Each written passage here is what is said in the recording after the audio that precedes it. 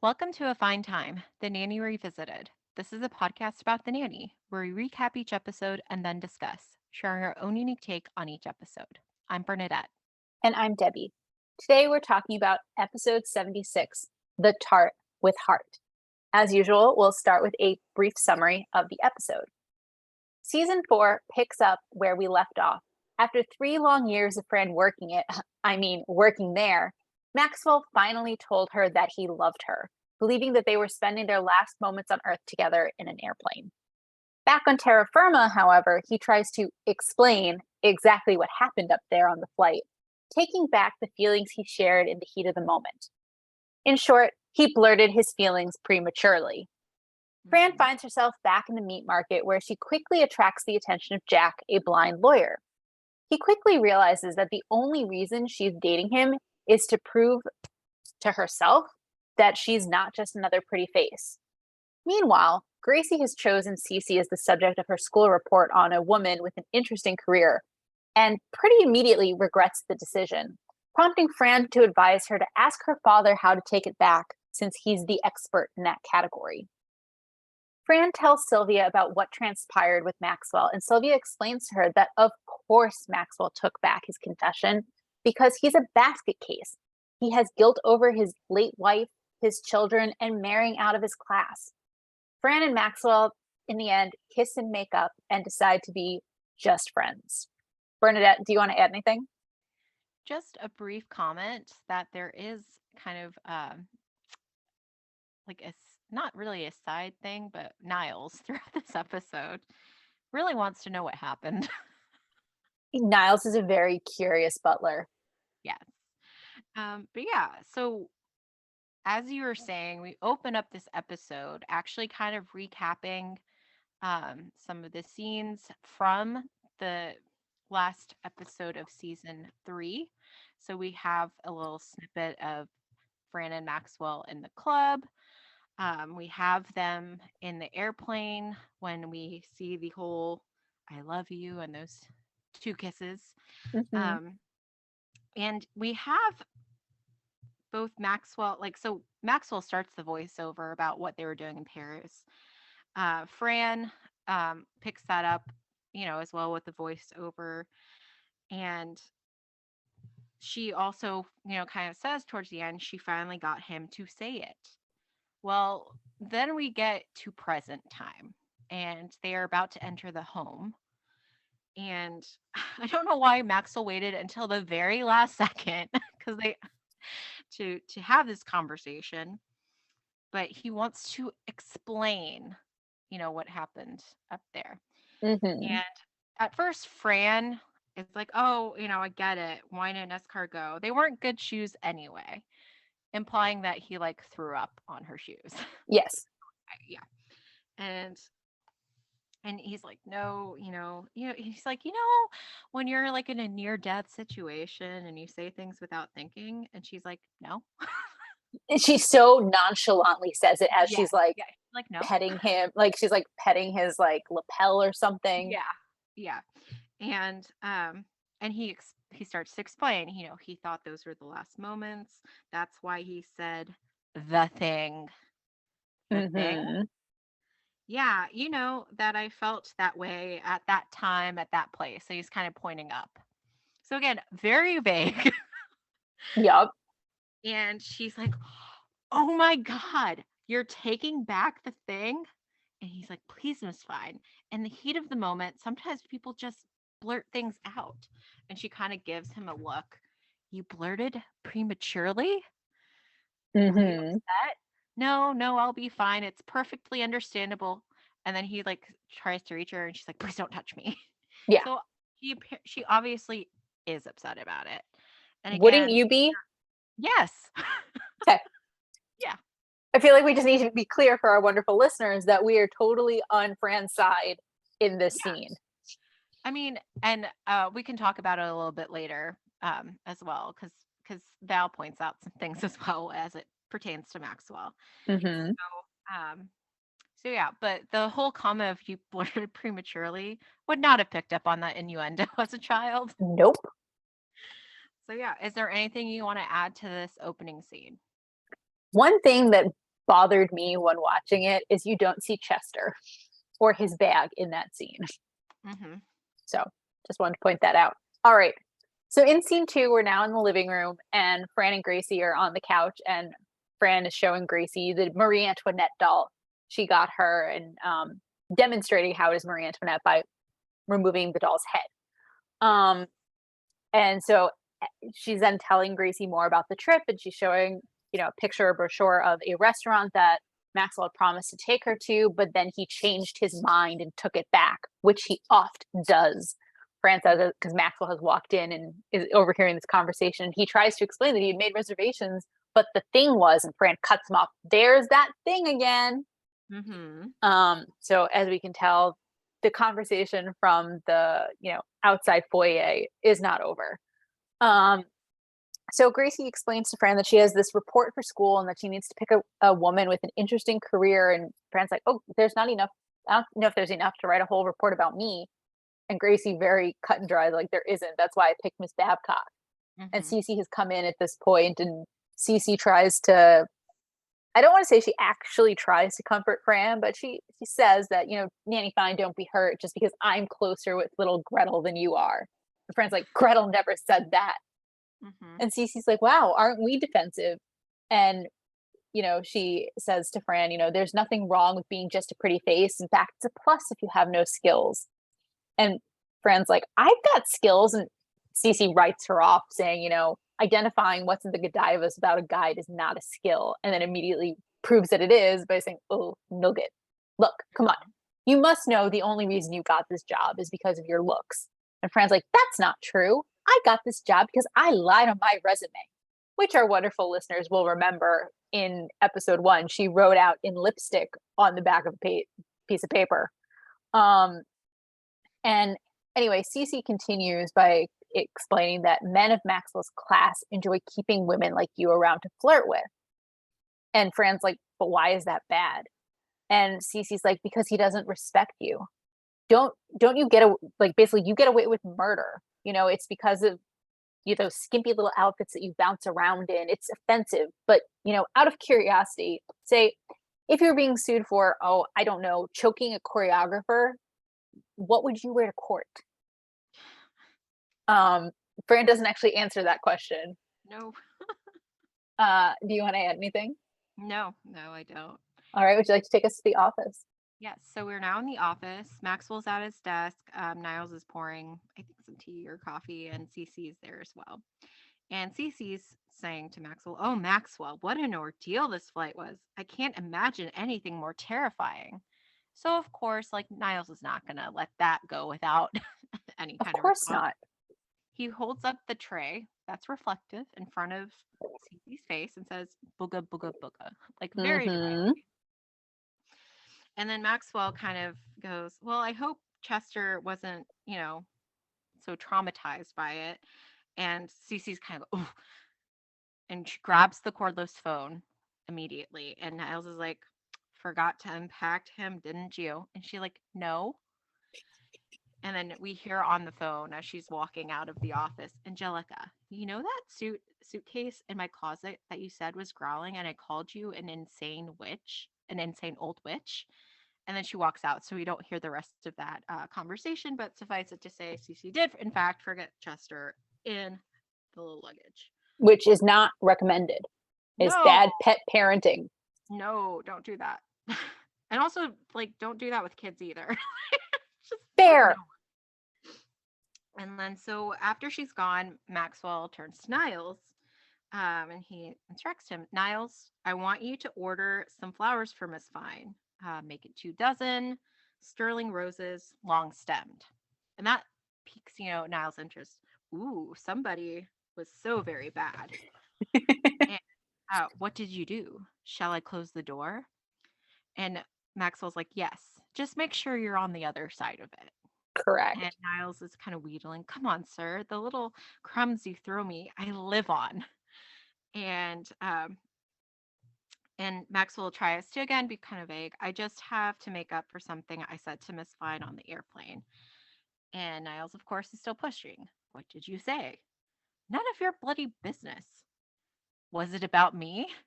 No. Fine. I'll find out anyway. I always do. And then Fran walks in at that time. And I believe Niles has left though. And Yeah. Maxwell though, like happy to see Fran, and he's pulling out a cigar from his cigar box. And Fran kind of mentions to him, "Oh, if you're going to be, smoking a cigar, let me snip the end of it. Somehow, I think, in a way, I think that will make me feel better." And so, of course, that dampens Maxwell's desire for that cigar, and he like puts that back into the cigar box.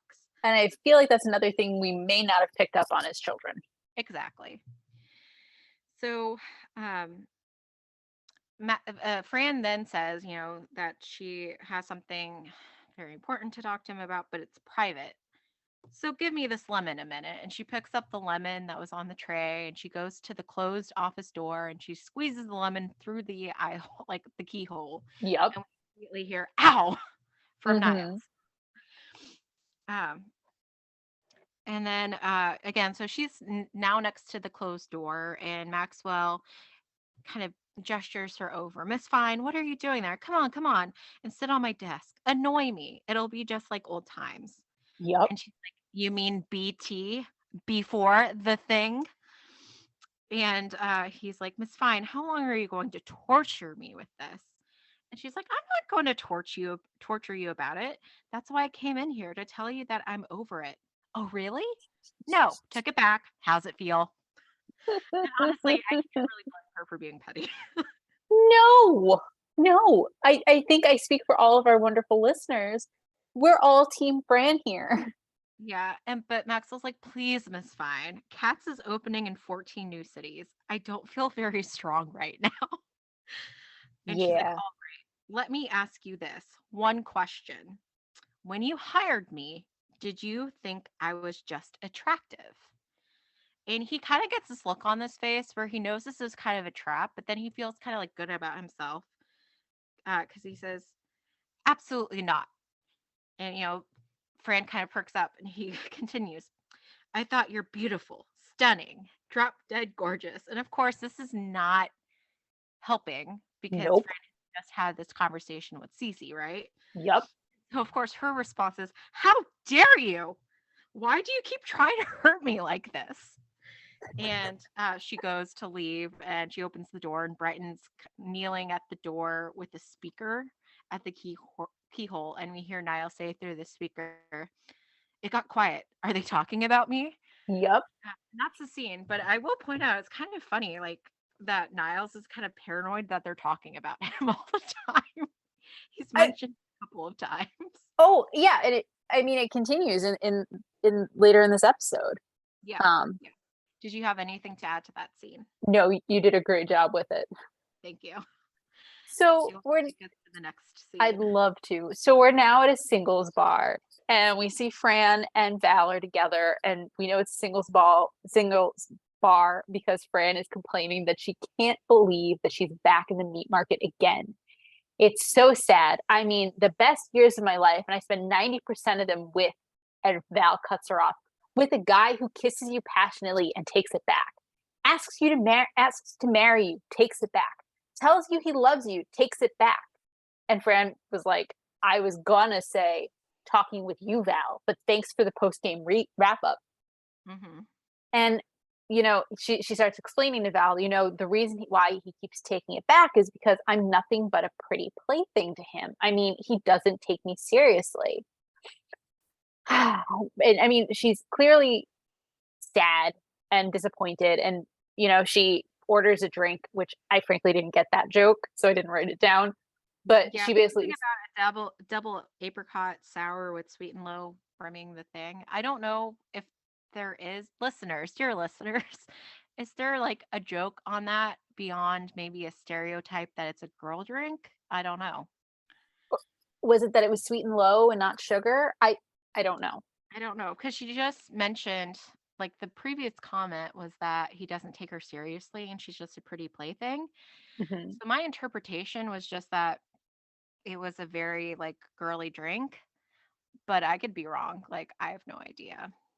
Yeah, It I didn't mean, hit like it usually does with those type of jokes, right? yeah. But anyway, so Fran says to Val, come on, let's go get a table before some other yutz tries to pick me up. And before they can go anywhere, too late, ladies. And the camera sort of pans and we see this guy wearing these dark sunglasses. And he says, hi, I'm Jack. Would you mind if I bought you a drink? And Fran's like, do you mind? We really want to be alone. What is it with guys? Why do they always think just because you're at a singles bar in a cute top, a tight skirt, and stiletto heels, you're looking for some action? And he's like, well, why do women think that guys expect them to jump into bed every time they try and buy them a drink? Now, potato skins, I get you both. And Fran's like, I don't think so. Val jumps in, speak for yourself. I haven't had a potato skin in 3 years. And Jack says, no, seriously, you sound like a very nice woman and looks really don't matter to me. And Fran's like, yeah, right. You're only interested in me for my mind. Like, I haven't heard that, but well, actually, I've never heard that. And so we start to learn why looks are not important to him. He starts complaining about how he ordered a drink 10 minutes ago and starts shouting for the bartender who's standing literally right in front of him. And Fran's like, it's sitting right in front of you. What, are you blind? And he's like, yes. And she's like, a sympathy pickup? Pretending to be blind so you could take home a couple of college girls? And he's like, college girls? Oh, forgive me. I'm very sorry. And that totally changes everything because that convinces Fran that he is blind. And she says, Val, get a table. This could work. And he's like, I'll drink to that. Except he didn't pick up his drink. He picked up the candle and burned his little nose. Yeah. You want to add anything? Nope. You've All got right. it. Would you like to take us back to the house? Yes. So we're kind of in the foyer living room area by the round table. Maxwell is on the cordless phone and he's looking at a magazine and he's explaining to the person over the phone he'd like to order a pair of the diamond earrings on page 12. While he's doing this, Niles is kind of sneaking up behind him and, of course, says, what are you doing, sir? And Maxwell startles, as anyone would.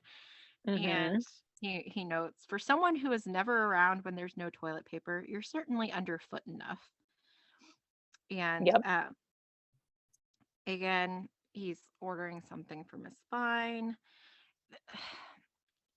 And Niles essentially is still wheedling him, right? Ooh, Yep. come on, sir.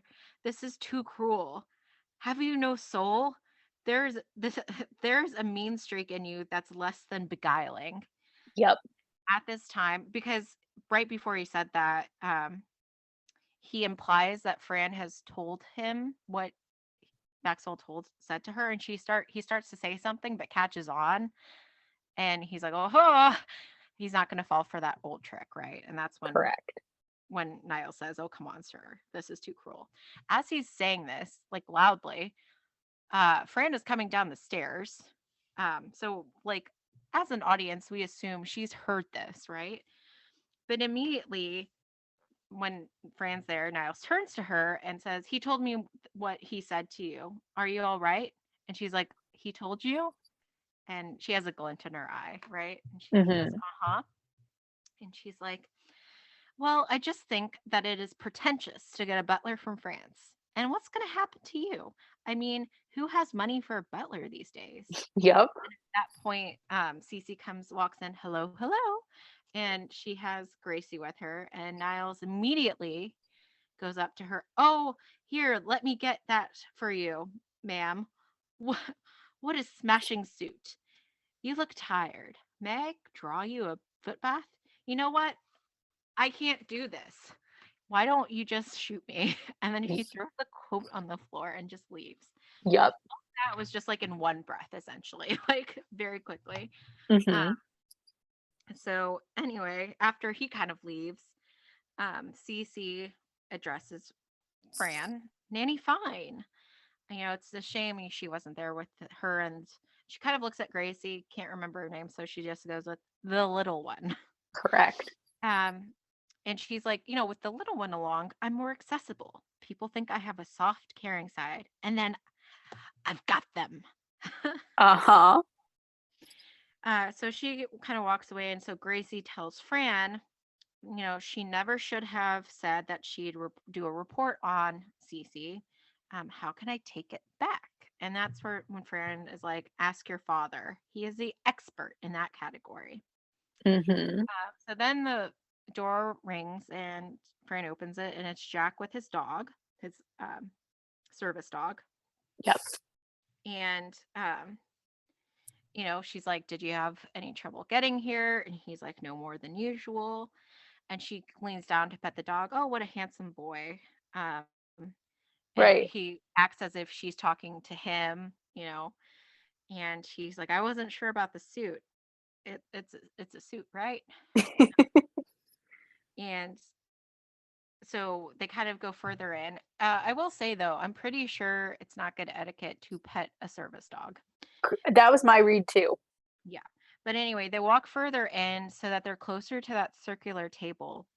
And, he's mentioning, like, you know, because she says to him, watch the step, because there's one step from like the entrance down into the area. Right. He's saying, how he doesn't want to break anything. And then she grabs, I think, her purse, and she accidentally hits the vase that's on the table, and it goes smashing. And he immediately is like, "Oh, I'm so sorry." And she doesn't correct it. She's like, "That's okay. Accidents happen." Right. Letting him kind of feel like he did that. Yep. And Maxwell comes in, um, and he's like, "Oh, Miss Fine, what is this mess?" And she's kind of like, like pointing to him, like to Jack, trying to get him to stop talking about it. Um, Right. She's like miming, trying to communicate to Maxwell that Jack is blind. Don't make a big deal. exactly. And then I think so, something about So he says, he didn't know that she was going on a date. correct. And Niles is there, and he's like, "I knew. How does it feel to be out of the loop?" Mm-hmm. Again, we get petty Niles as well as petty Fran in this episode. And then Jack's, though super nice, he puts his hand out. "Hi, I'm Jack." And then he's left hanging because Maxwell does not shake his hand. And instead, he's turned his attention to Fran. "Well, you've bounced back awfully quickly." And and she's like, "Can we discuss this later?" And Mm-hmm. "You lost the right to know when you took back the thing." And then we kind of get where Fran and Maxwell are both kind of talking over each other, and it's getting heated. Mm-hmm. So Maxwell's like, "You're determined to drive me into the ground, aren't you?" While Fran's saying, "You give me such oh wait, let me back up." Fran says, "Why are you always doing this to me?" Right when Maxwell's saying, "You're determined to drive me into the ground, aren't you?" Fran says, Yep. "You give me such mixed messages. I'm so confused. Just leave me alone."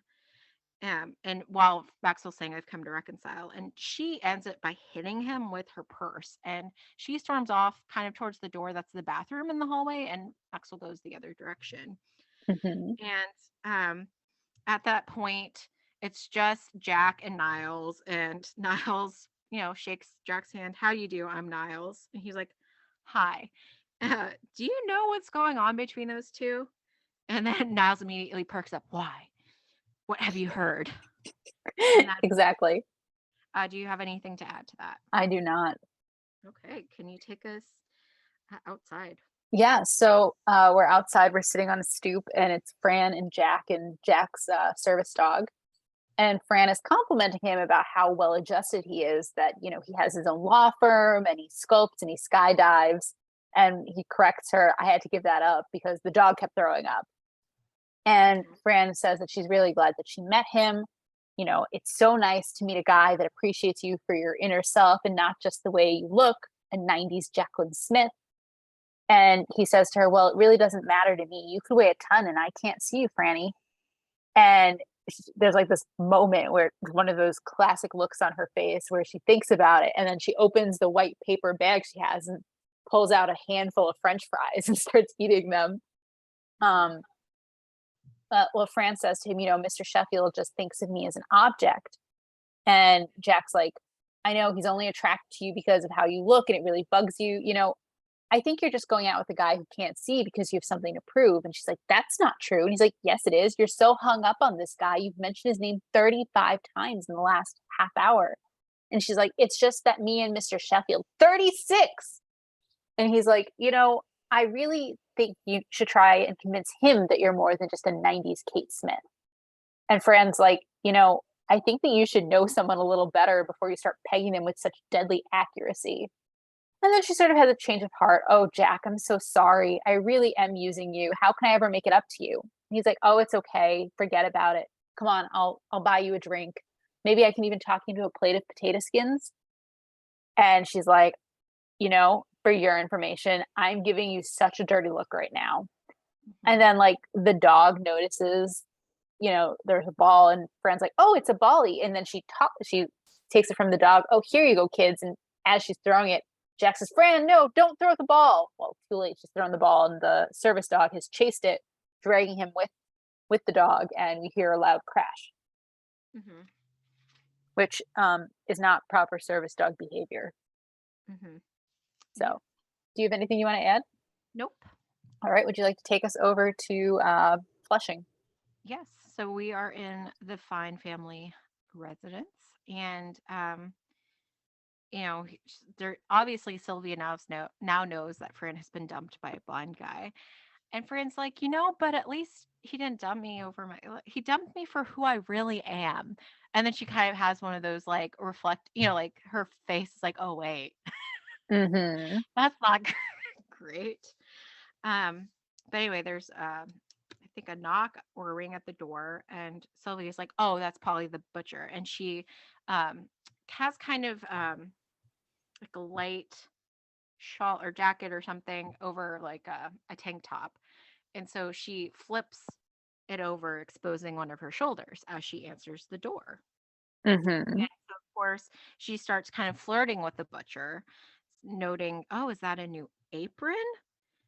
You look so schwelt Svelte and spelt."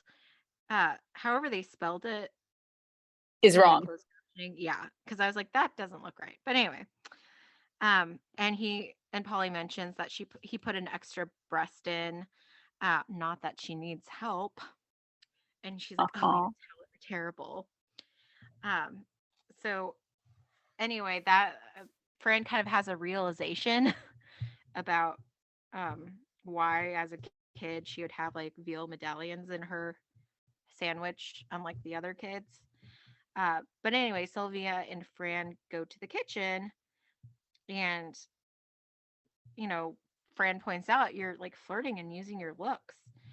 And Sylvia's like, "What's with all this women's lib? Like you sound like Gloria Estefan." And Fran's like, "It's Gloria Steinbrenner, ma." Um, and Sylvia starts going on about, there's nothing wrong with using your looks. And then Fran kind of spills, right? 'Cause she's like, "Well, when Mr. Sheffield said he loves me. Oh, he says he loves me. What a wonderful man." Mm-hmm. And then Fran's like, "No, he took it back." And then Sylvia's like, "I'll call Yetta. She'll put a curse on him." Yep. And Fran's like, "Oh, don't call Yetta. I left a message on the machine." Mm-hmm. Um, and she goes on to say, he took it back because he doesn't respect Fran. She just sees her as a pretty face. And she's like, "No, no, no, darling, that is crap." What? Go on. He's a basket case.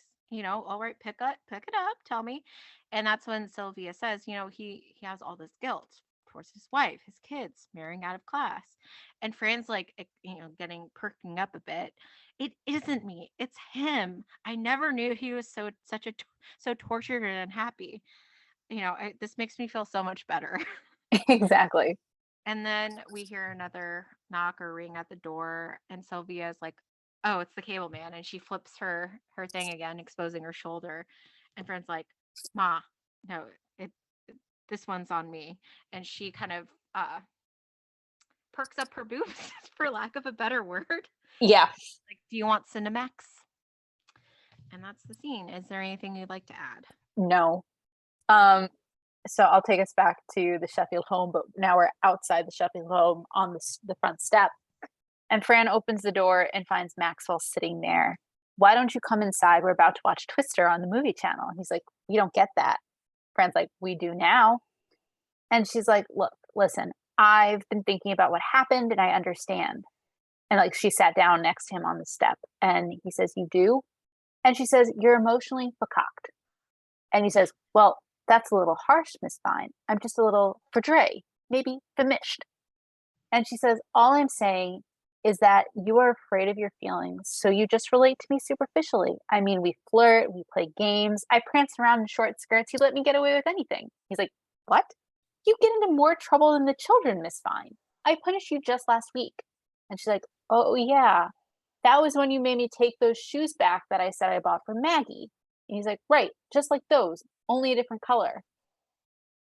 But then Hmm. he does admit to her that, "Miss Fine, you're right. I'm afraid. That's why I took it back."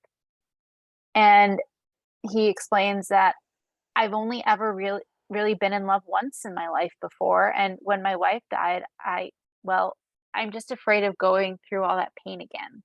I mean, what if it didn't work out between us? What about the children?" And she's like, "Well, it would be hard at first, but we'd let you come visit us on weekends." Hmm. And he's like, "Miss Fine, what if something happened between us? It could ruin everything we have." And she's like, "Or it could add a whole another dimension that wouldn't be entirely unpleasant, or it could ruin it." And they both agree it's happened before. So we agree then, friends, friends. And they kiss multiple times. Well, first it's friends, kiss on the cheek, then a Right. peck on the lips, then a peck on the nose, and then the lips, and then a deep kiss. Yes. Yes. Multiple kisses. Yeah, and then they reaffirm friends, but then both individually have kind of like a whoa kind of face on. They're Yeah. obviously affected by the kiss. Yeah. And I think they're also both disappointed, or at least Fran is very disappointed in agreeing that they're just friends. Yeah. We as the audience know this is not going to be forever. We hope. Hmm. So yeah. And then for this week's blooper, I'm sorry, the credit scenes is just kind of a blooper reel from the scene where Sylvia and Fran are in Sylvia's kitchen. Yeah. And that's the episode. Yeah. Before we get into our shticks, is there anything you want to talk about? So I was curious how you felt the episode handled the whole storyline with Jack, um, and him being blind. Well, I mean, I think it was sort of central to the plot of the episode. Hmm. If he hadn't been blind, she wouldn't have been able to use him in that way to convince herself that she's more than just a pretty face. Yeah. But I mean, in terms of like, again, we're now in 2023. What? So, yeah. In terms of like how they handled him being blind. Because again, the plot had to do with him being blind. But like some of the smaller things with it. I didn't know if it, It does feel dated. yeah. Yes. Especially with how they end things with him, with the Hmm. dog. Like they sort of made his inability to see a Yeah. punchline. And I don't I'd like to think that that wouldn't be done today. Because on the one hand, he's a very likable character, He right? is. Like he's just likable, and I like that he calls Fran out on using him, right? Hmm. And he does He it in a very he's not angry about it, Yeah, which is like yeah, he does it in a very like mature adult way, which is exactly. sort of unrealistic for the record. Yeah. Well, one would hope that it could be. But yeah, but I mean, he's like obviously like portrayed as a good guy, right? It's Hmm. just some of the smaller things with it that I don't and again, I can't really say for sure. Like I don't know how someone from the community would feel about how he was portrayed. In terms of like the little jokes that are kind of made at his expense with like the candle and like all that kind of stuff. I don't know.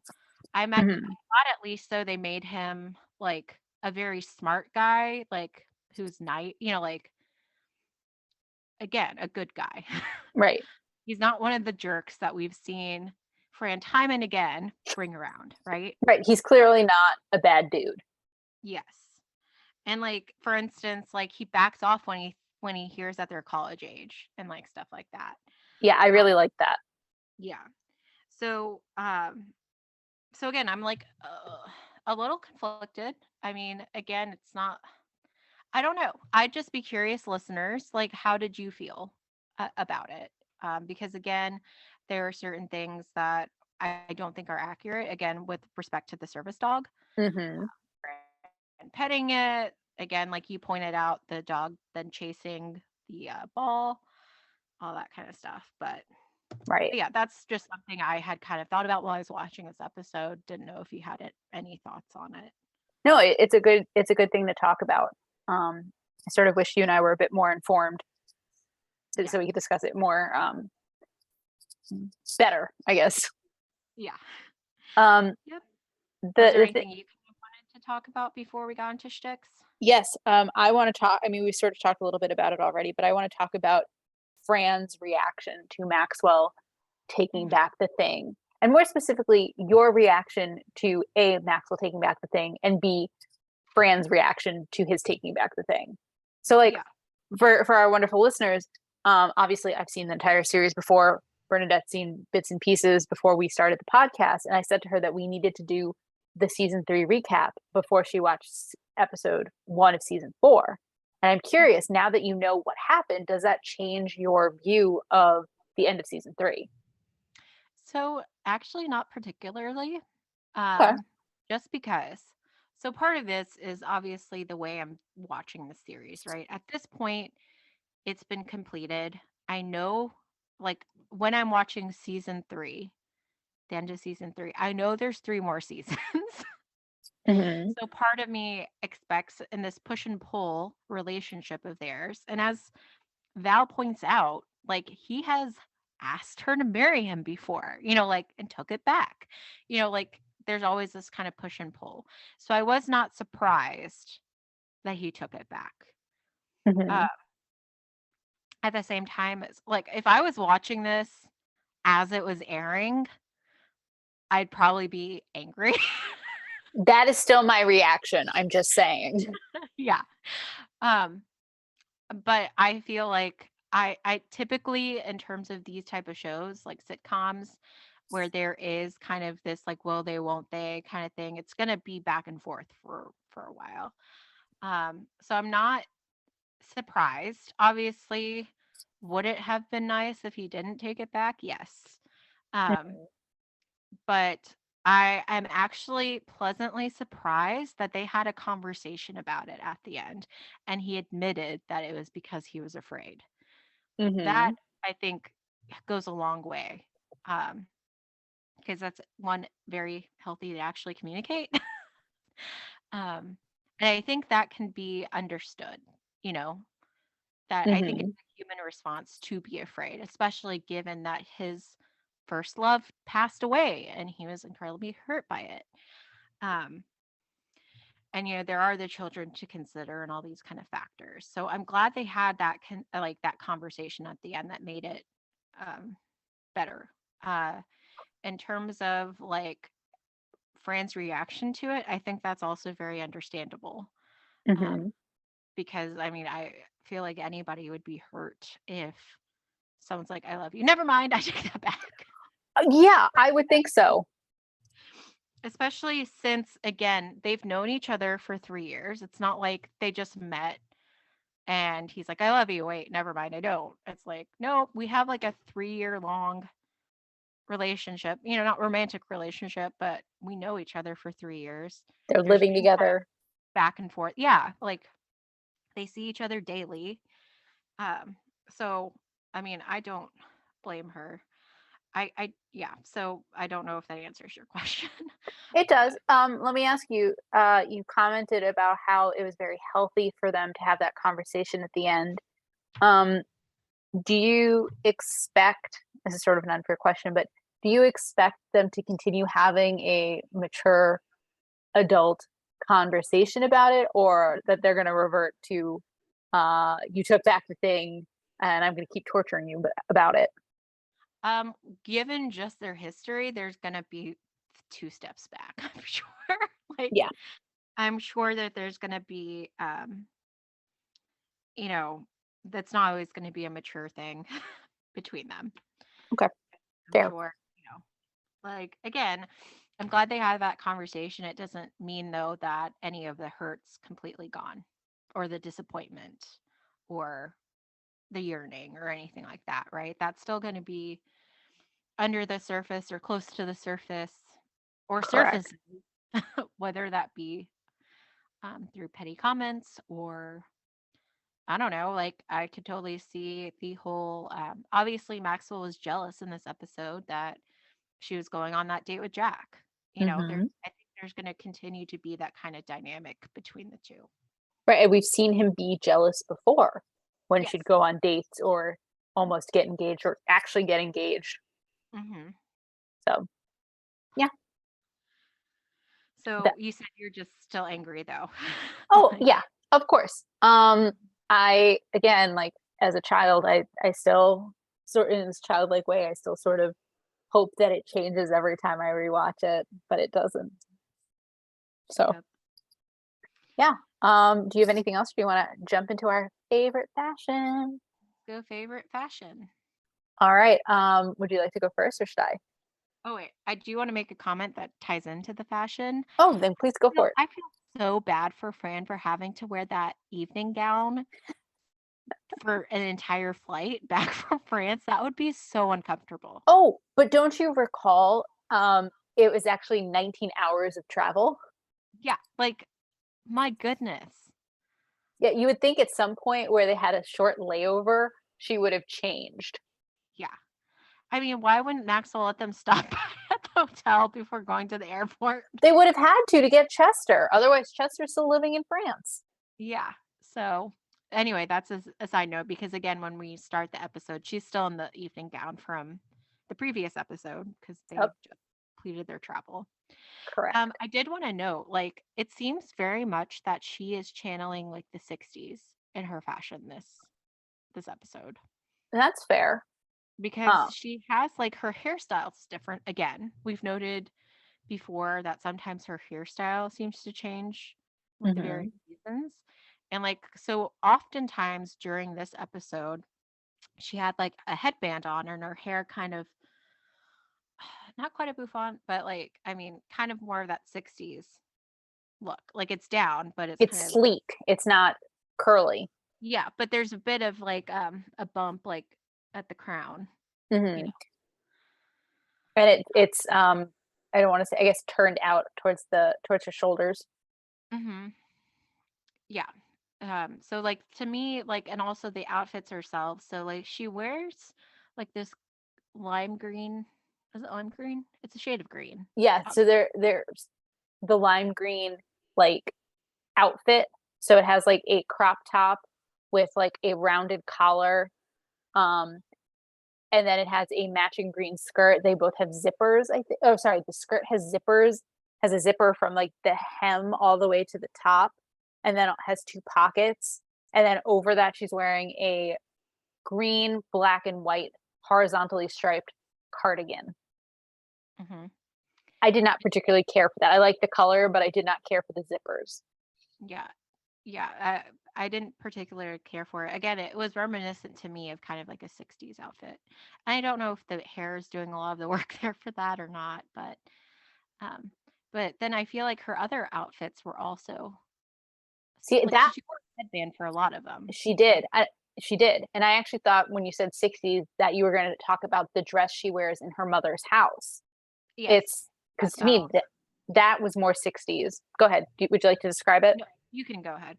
So it's like a white um, dress with a pattern, and it's tank top, um, and it's short as per usual, but it had like pink and brightly colored like circles, I think, and like other designs.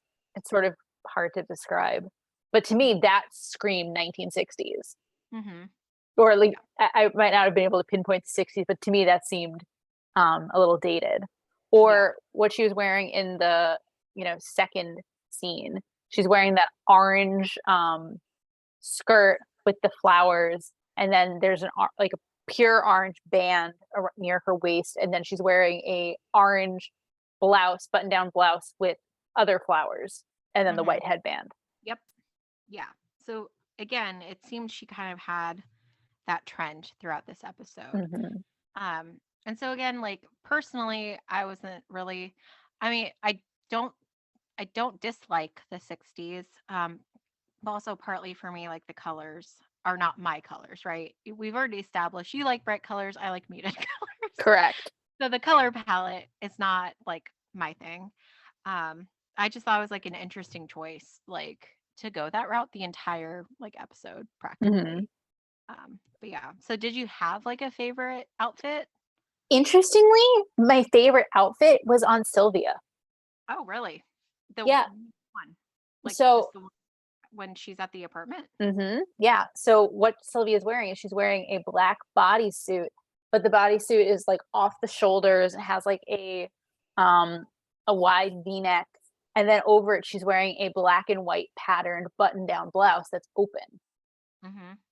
And to me, it's reminiscent of one of the episodes Fran wore in the first episode of the series, which was she was wearing a black bodysuit with a purple shirt under it.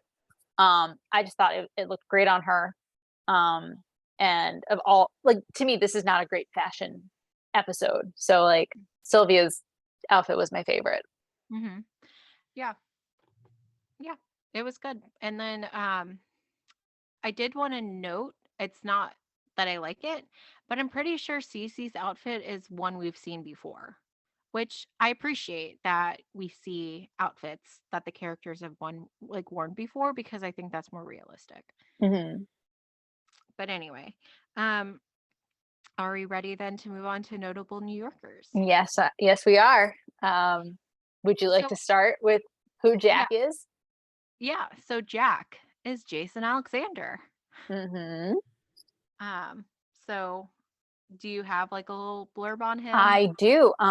So Jason Alexander was born Jason Scott Greenspan. He's an American actor, director, comedian, host, and he's best known for his role as George Costanza on Seinfeld. Yeah. Quick aside. Oh, So yeah.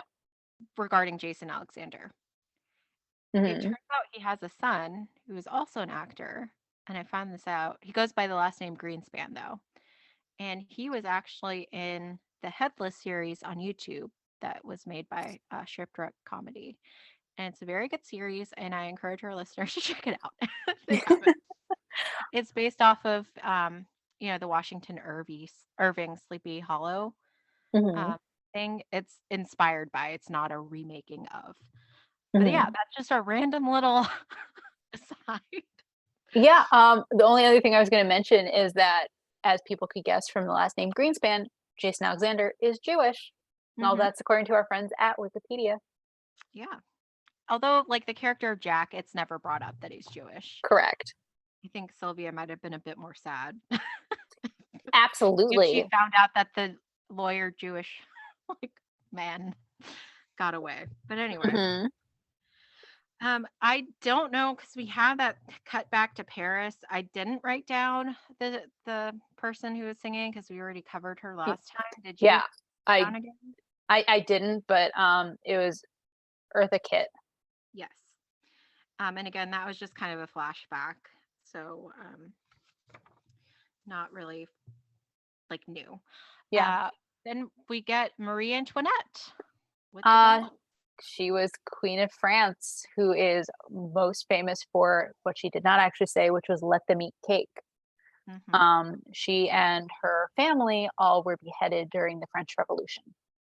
Hmm. Um, See, I don't know if you put this down, but Cece is telling Fran that it's not a skill to know what's inside the Godivas. Godiva's chocolate, Hmm. expensive chocolate. Yes, yes. Um, Got to flip ahead a bit. Yeah, there weren't as many in this episode as usual. The next one I have is Jacqueline Smith. Yes. Hmm. So she's an American actress and businesswoman who's known for her role in Charlie's Angels and for developing and marketing a brand of clothing and perfumes. That's according to our friends at Wikipedia. And we have talked about her before. Yes. Yes. And then though,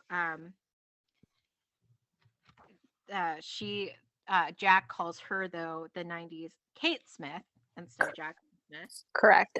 Kate Smith was an American singer known as the First Lady of Radio.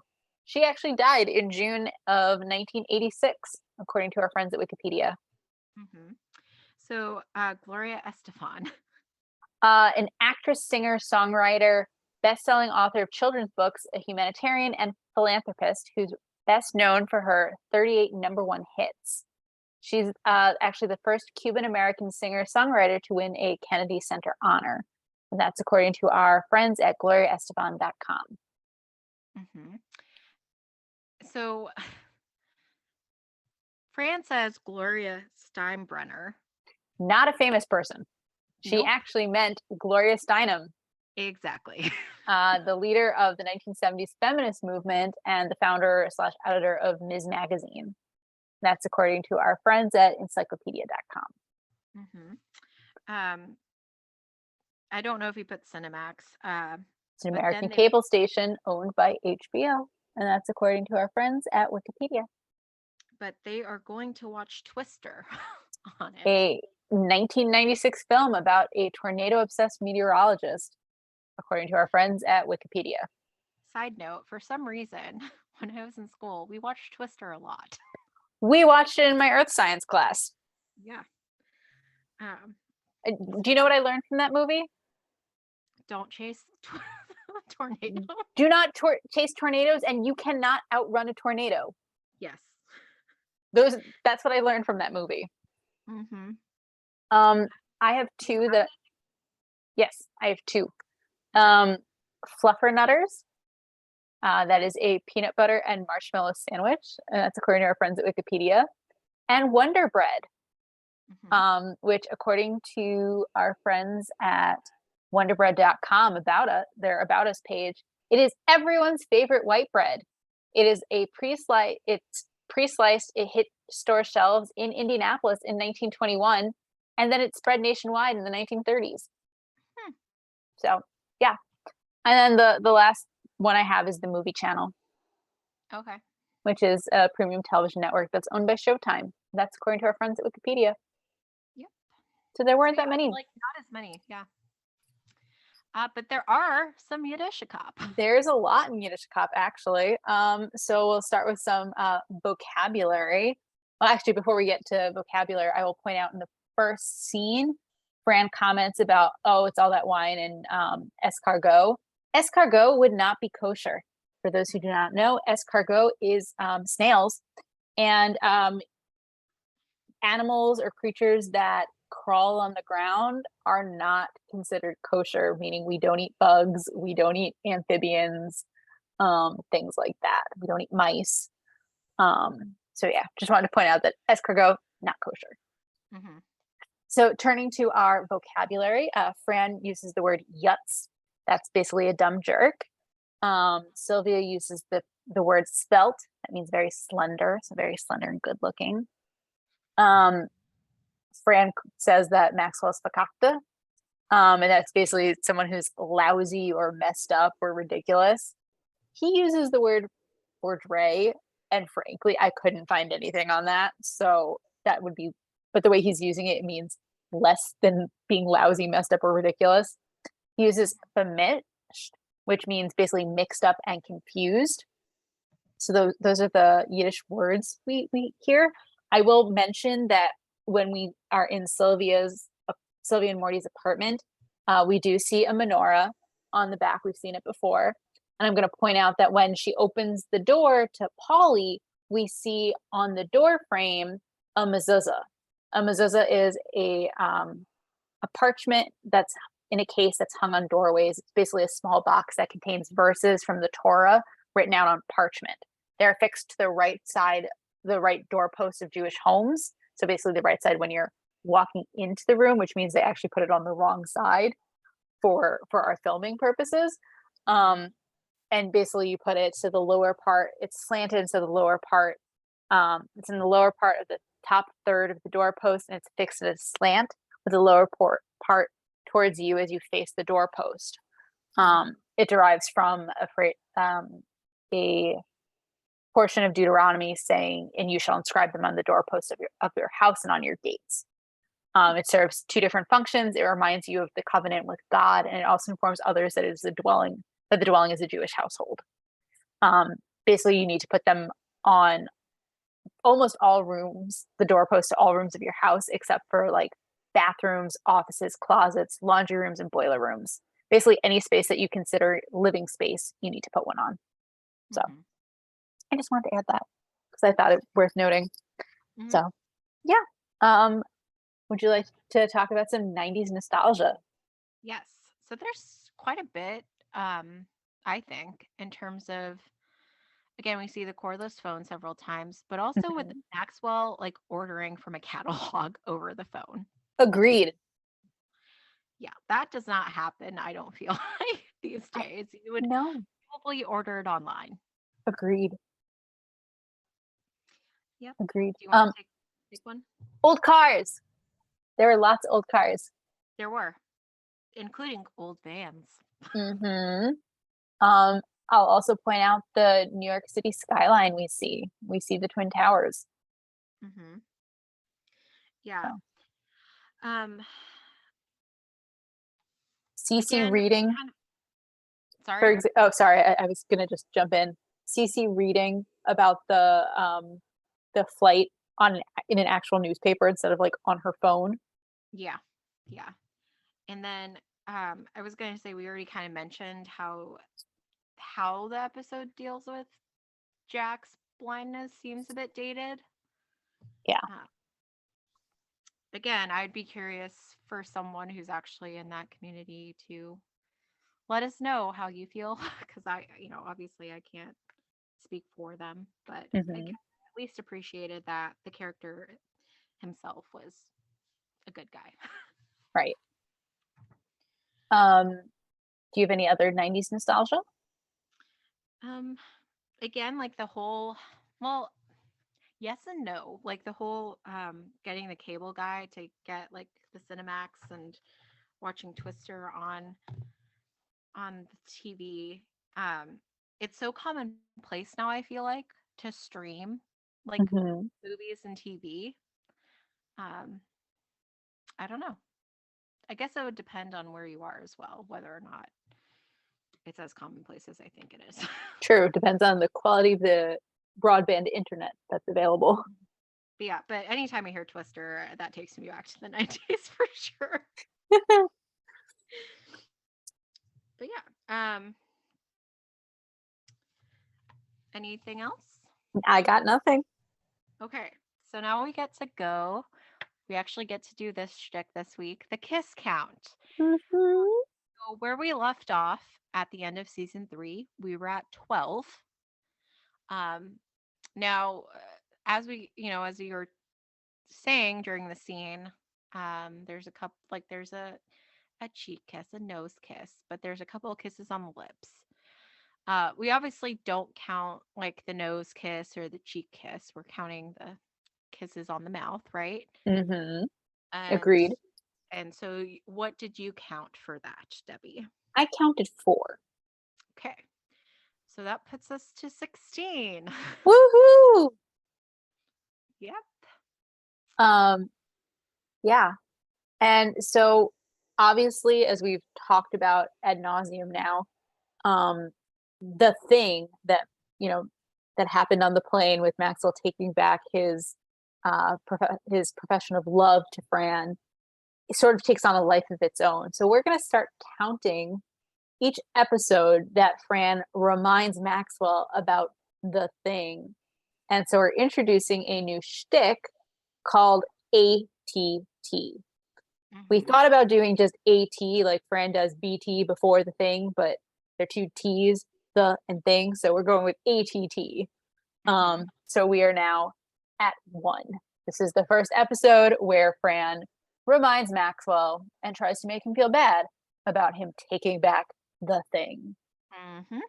And so that brings us to our future fun, which obviously uh, I've been very clear about that Fran is going to continue to torture Maxwell for taking back the thing and that it takes on a life of its own.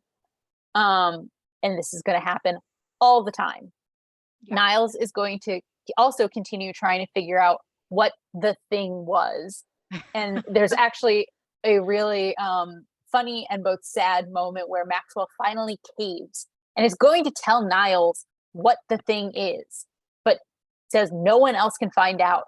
And Niles misses the whole thing because he was trying to chase Cece out of the office and out of the like courtyard behind the office so she couldn't hear it.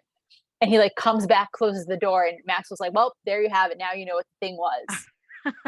And Niles and Maxwell walks out of the room, and Niles just lets out this pained scream. Yeah, Um, I would too if I were Niles. yeah. Um, and there's another point where Niles thinks he's figured it out that, oh, you told Miss Fine how you feel, and then you took it back. No, you wouldn't be that stupid. Um, so You give again, him too much credit, Niles. yeah. So again, it sort of takes on a life of its own.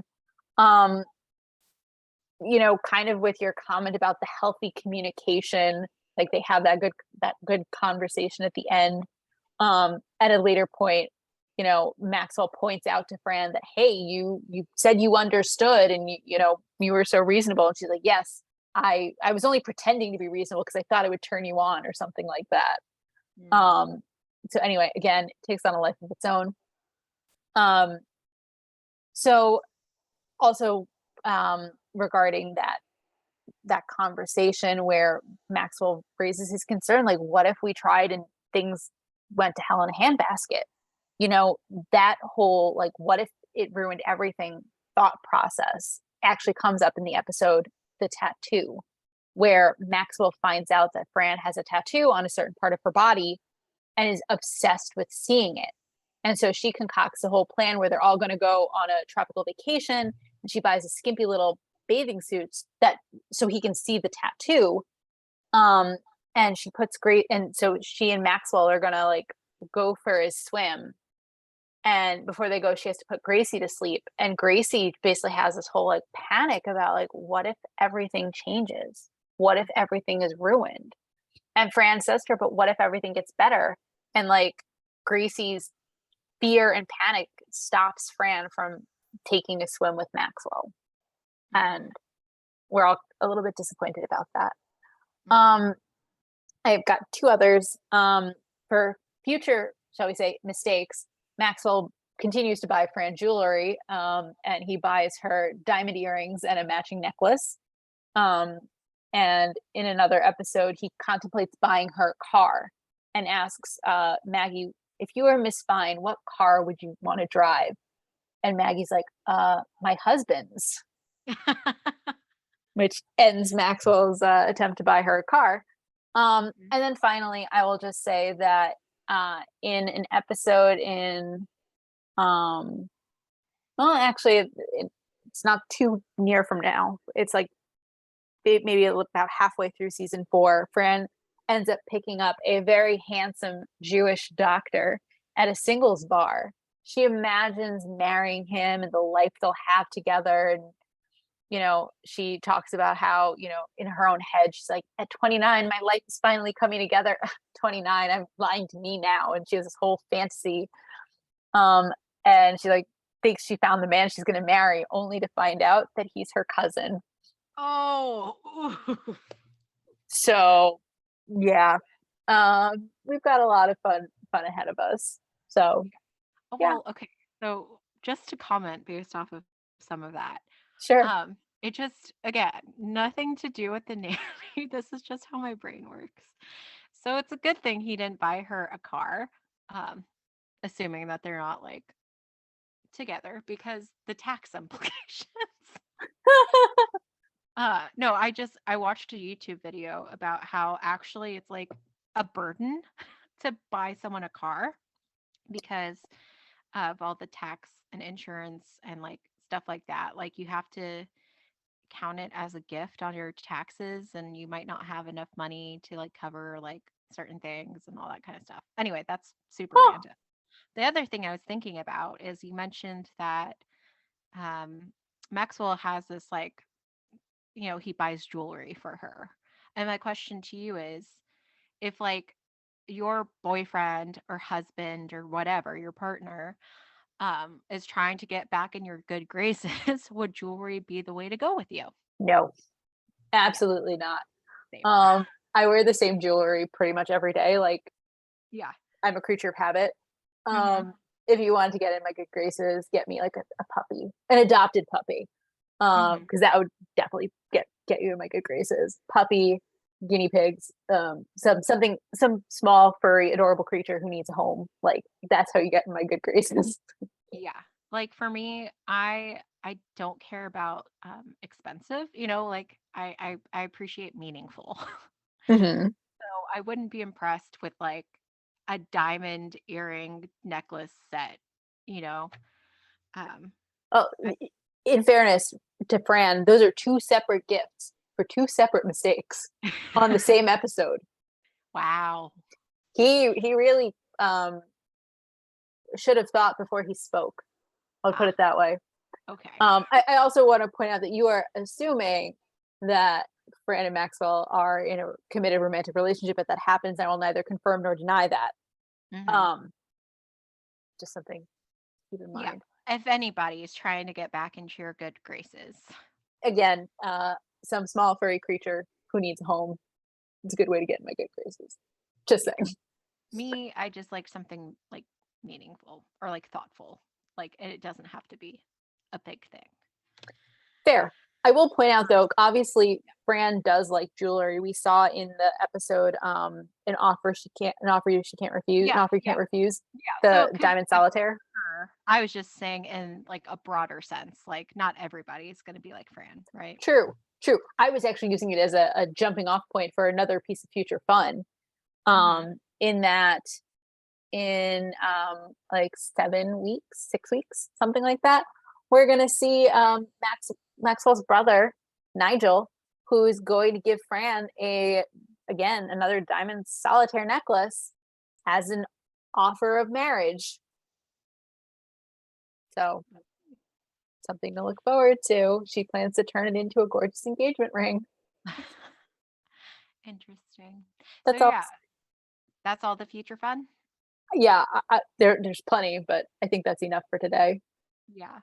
So now we get to the segment where we do the episode rating. And I know we took a little break. So just as a reminder, we rate the episodes from 1 to 5 lipsticks, with 5 being like the best. But in a sense, this is made up and the points don't matter. Like we can always adjust our scores at the end of the season, which we have done on numerous Correct. occasions. Uh, Correct. so the thing is, Debbie, that typically from the very beginning, you did odd episodes and I did even numbered episodes. But because, however, season 3 ended, we are in a situation in which we are on episode 1 of season 4, but it's episode 76 overall. Uh-huh. So, should we get back to you doing like the first one, or do we keep up with the previous? Like, this is my question to you. I think we keep up with the previous, in which case you go first. Yes. That's okay, and you're just doing that to make me go first. Yes. Yes, I am. Okay. So I'm I've struggled a little bit in terms of how to rate this because I actually did enjoy it kind of overall. Again, I do kind of have questions about how Jack's treated in this episode. Hmm. Obviously, it's a disappointment that he took it back in the first place, but then again, they at least had a conversation about it at the end. I actually did enjoy Niles like kind of being out of the loop and just like trying to figure it out. Although, Hmm. like I mentioned, it's kind of funny how he's always like kind of paranoid that they're talking about him. Hmm. I think I'll just again, this could change. I'll give it a 4.5 for now. Oh, okay. What about you? So I'm I just can't get over Maxwell taking it back, which is funny because clearly I've seen it multiple times. I should be over it by now, but I'm not. Um, I don't care for that. You're right. There's a good, mature conversation, but that doesn't hold. Um, this is not an episode I go out of my way to watch. The fashion is clearly to me not memorable. Um, I don't really like this episode. Um, I'm giving it a 3. Like, Okay. I just I couldn't get excited about it. I couldn't get excited to prep for it. I will say I enjoyed talking about it more than I expected, but Hmm. this is just not anywhere near my favorite episode. So That's it gets a 3. So sorry, Maxwell. Don't next time. Don't take it back. fair.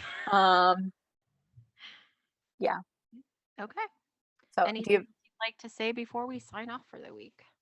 Um, I think I do have one more piece of future fun that, as I'm thinking about Okay. it, I just want to mention the fact that Val pointed out to Fran that, Maxwell kisses her passionately, takes it back, asks her to marry him, takes it back, says he loves her, takes it back.